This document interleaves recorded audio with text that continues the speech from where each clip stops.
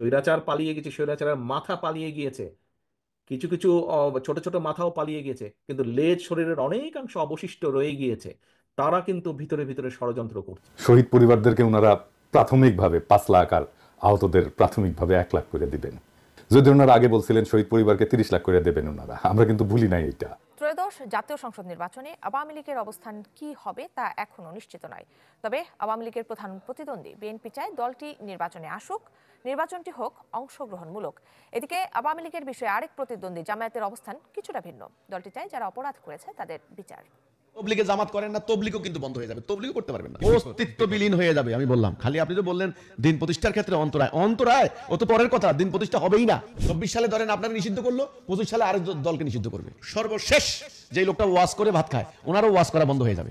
দেশে বা প্রবাসে যেখানেই বসে আমাদের দেখছেন সবাইকে জানাই আমাদের চ্যানেলের পক্ষ থেকে স্বাগতম। তারেক রহমান বলেন, স্বৈরাচার পালিয়ে গেছে, কিন্তু তার সংগঠনের লোকজন এখনও মাঝে মধ্যে মাথাচাড়া দিয়ে উঠছে। এদিকে পিনাকি ভট্টাচার্য উপদেষ্টা মণ্ডলীদের উপর খেপে গেলেন। তারেক রহমান ত্রয়োদশ নির্বাচন নিয়ে ভয় পাচ্ছেন।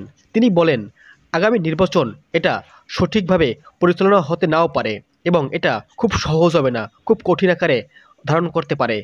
এদিকে ডক্টর মোহাম্মদ ইউনূস আগামী নির্বাচন 2025 সালের প্রথম দিকে হওয়ার নির্দেশ দিলেন। তবে এটা 25 সালের কোন মাসে হবে সেটা নিয়ে এখনও সঠিক কথা বলেননি।